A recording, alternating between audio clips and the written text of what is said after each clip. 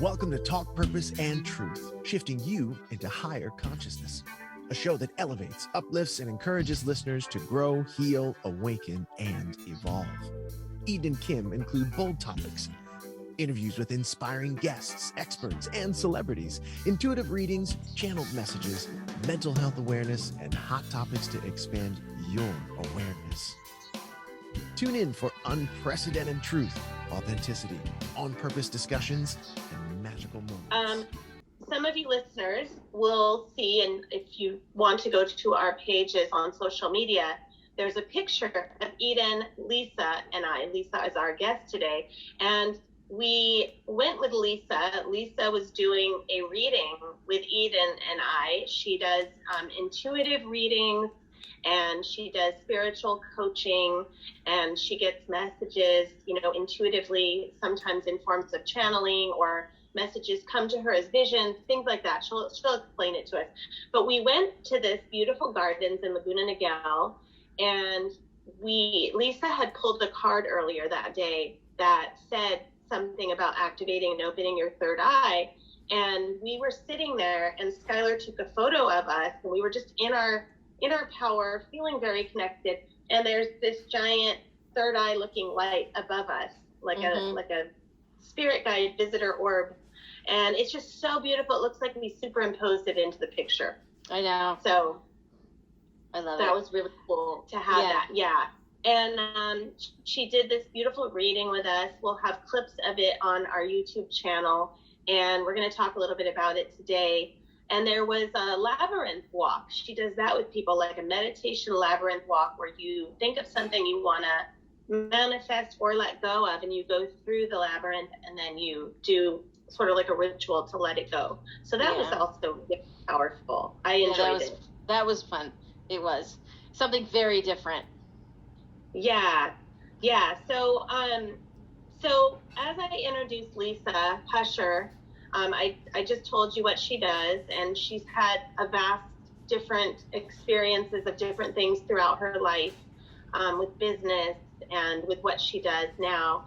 And the way we met is I had been, looking to do live events again, and looking to do something with someone out in Orange County that is live. And I just didn't know who am I meant to partner with. And I was like, okay, God, just give me who I'm meant to work with. And I just kind of let it go. And a few months went by, and one day I was looking on Instagram, and I felt really drawn to Lisa. And I have never met her before, and I just was like drawn to her picture. And it was actually in the Laguna Niguel place with the labyrinth, the picture. And she's in Orange County, and she's an intuitive. Ooh, I should go to lunch with her. And then I just kind of let it go. And I was like, okay, well, we'll see. And 10 minutes later, she messages me and says, this might sound weird, but you look like you're woo-woo, but not too woo-woo. And we could go to lunch together. And I was like, oh my God, okay. So fast forward the last 5 months, we've gone to lunch a bunch of times, and it's like we've known each other 30 years, and we finish each other's sentences, and we joke that we've never been yet in any sort of, we've never disagreed on anything yet. We're trying to find something so we get in a cat fight. I'm just kidding. But we basically are launching High Vibe Soul Sisters Connecting Circles in Orange County next month, and it came about so divinely. Like, everything's just been put in place for us. Like, it's just it's all come, like it was already orchestrated and meant to be, and we're just taking the actions based on what we're intuitively doing. You've been guided to do. Yes, and so I feel blessed and happy to have her on the show. So we'll learn more about her today. So welcome, Lisa. Thank you. Thanks for being here. Thanks for having me. She's so good with her readings. I met her after Kim did. She called me. Kim called me and said, we were talking about you, and Lisa has a message for you. And we didn't even know each other. And she was right on with her message. And so she's so good. And I think it's like just a talent that she's starting, I think, even more. I don't know how long you've been doing it, but you know what? Tell us. How long have you been doing this, and how'd you get started with Jinx? Well, and you know what, and you brought up a good point too, Eden, because while I've had this forever, and I've been pretty much doing it since I was a child, but really not knowing what I was doing. So now that I'm more mindful of it, and it's kind of like a muscle, you know, now that I've been exercising it more, then it's like I basically, you know, went to, you know, it's like I went to college in 3 days. It's really quickly getting more and more clear and more powerful, and I'm getting more confident.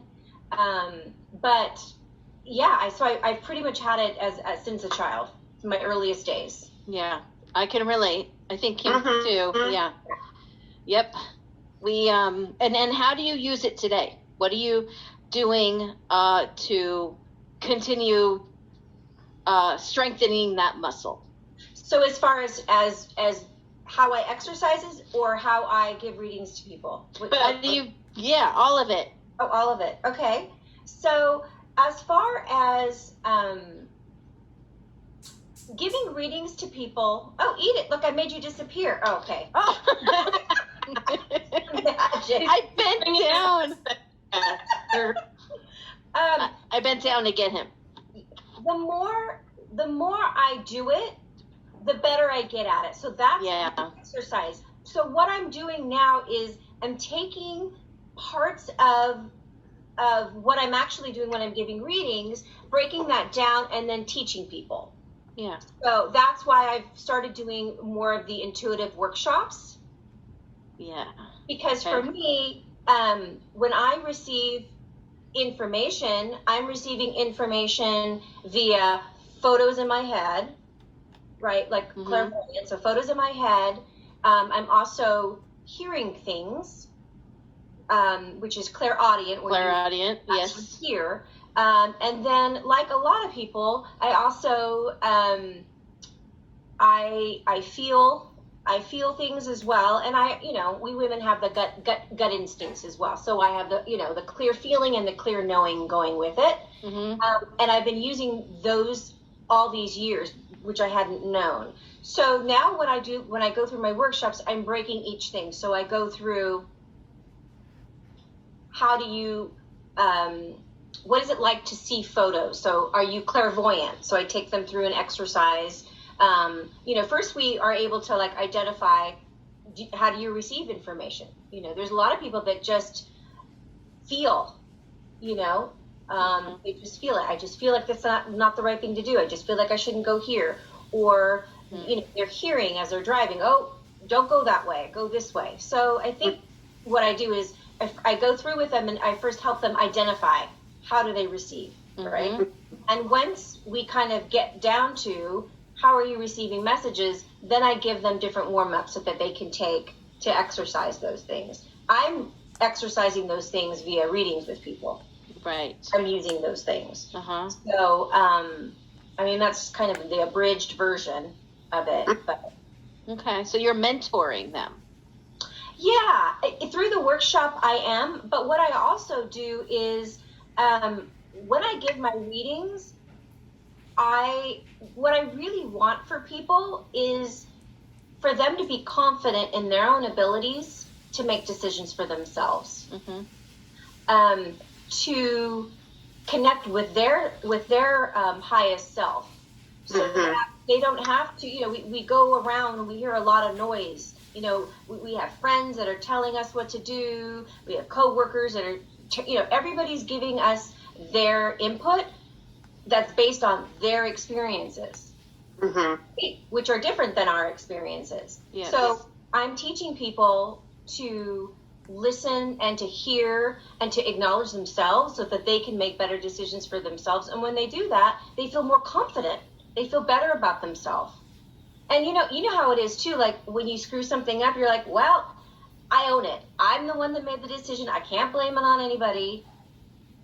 Or when you do really well, it's because you did really well. Not because somebody told you how to do it. It's because you did it. So those are the types of readings that I give. I'm guiding people. And I'm just really bringing to the surface things that they already know about themselves, and they're actually hearing it. So, yeah. So, and that's interesting. Do you think it's that they know it, but it's unconscious, and Absolutely, you're bringing it to their consciousness? Yes, helping, and I think because the response is either, that's dead on, like, oh my God, that's dead on, because they're acknowledging it because they feel that somewhere, right? Or they're like, well, I always knew that, I knew that, and they were looking for validation. Yes. They didn't share it with anybody because they're not confident in how they're feeling or what they're seeing or what's going on. So they're not sharing that. So a lot of it is, it's like bringing it to the surface, and then there's a validation to it. Yeah. Or changing the perspective, changing their perspective. So let me give you an example of changing somebody's perspective. Okay. I was talking to somebody, and they were telling me they had gone through some grief, and they were telling me how now they're at a point where they don't know what to do with themselves. They're like, I don't know what to do with myself now. I'm like walking in circles. I'm this, I'm that. They've got all this. And I said, oh my God, this is great. And they're like, what? What do you mean this is great? You know what I mean? I'm miserable. I'm like, no, you don't understand. Before when we spoke, you were lethargic. You were unmotivated. You didn't have any energy, but you were grieving. Now, because you're in a next stage, you're healing, you're now have energy. So that energy is being stifled, right? And so you're feeling anxiety, you're bored because you don't know how to utilize it. She's like, oh my God, that's exactly what it is. So she went from something's wrong with me to, you better go celebrate because you're already in the next, you better write a list. What are you going to do? So it's taking that. I intuitively knew that. She didn't understand what that was. And I brought that out, but then I flipped it on her a little. Yeah. Yeah. You could see it in the way that it truly was. And it wasn't a negative situation. It was a positive situation. Isn't it? It's so, I love that when you can help people to have a different perspective on things, and then you can actually witness the healing taking place in front of you. Yeah. It's one of the best feelings. I absolutely agree. Yeah. And for me, and Kim knows this, and you know this too, Eden, because we've chatted, but like, and I tell people, they're like, you're so positive, you're too, yep, that's right, because I am positive, because here's the thing, what we have right now, it's temporary. It's just temporary. You can either choose to stay where you're at right now, or you can move forward, and you have a choice. Are you going to stay where you're at if it's not positive, or you're going to choose being, moving towards a positive direction? I choose, for me, when I meet with people, I always choose for them to see that they can move in a positive direction no matter where they're at.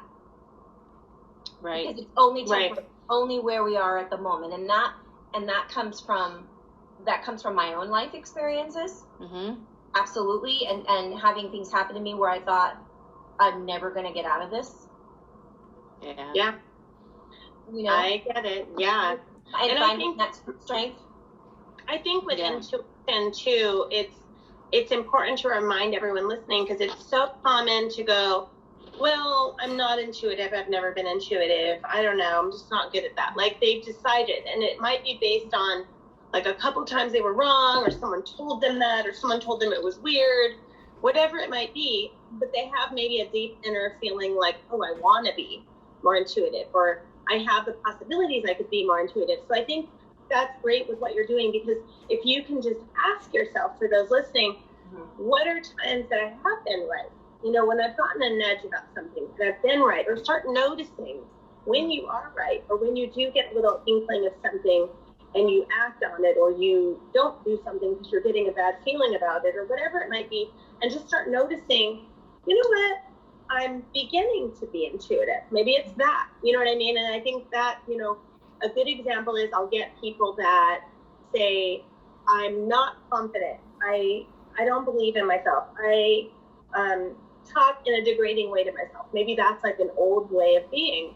And they've just decided, like, okay, well, then that's how I am. And then let's say I ask them a bunch of questions. Did you enter that room feeling good? You know, did the people receive you well? Do the people at your work like you and think you're fine? Do you think you're fine? And they go, yeah. And you tell them, well, you know what? Actually, you are pretty confident. You know what? You're confident and you're building upon that. And they go, oh, because a lot of times we're just stuck in the belief that we're not something. And so I think like asking those kind of questions digs them out of it. And they're like, oh, I can be someone who's intuitive or has these abilities. That's a really good point. And that you ask questions and also too, being realistic. Because guess what? I'm not 100%. You know, yeah, I'm intuitive. I can see photos. I can hear things, but I'm not 100%. So I tell people that right. You're not going to be, I'm not. And here's the other thing. When you're making these decisions and when you're trying to connect with your intuitive self, you have to remember that if you're in a place of fear or if you're in a place of high anxiety or you're not healthy, you're not well, then you're not going to be listening, you're not going to be hearing the right thing. So that's another thing is making sure that you get into, even if you're driving or if you're chatting, but get to a present state. Try to find some balance within yourself so that you can hear clearly because, and I know for myself too, I know the difference when I get triggered or I have fear or something's going on and then I'm trying to be, I can't hear, or I hear something and it's negative and it's icky and I'm like, that's fear. Mm-hmm. That's not intuition. Yeah. So there's a difference. And so that's the other thing I really try to tell people, give them a checklist. How do you know it's your intuition and how do you know it's not? When it's your intuition, you're at a place of peace. You're at peace, you're calm, and you just know. It's clear. Yeah. Certain. Mm-hmm. You're not in an anxious state. Yeah. So, Thank you for listening to Talk Purpose and Truth podcast. Find out more at talkpurposeandtruth.com. And follow us at Talk Purpose Truth on Instagram and Facebook.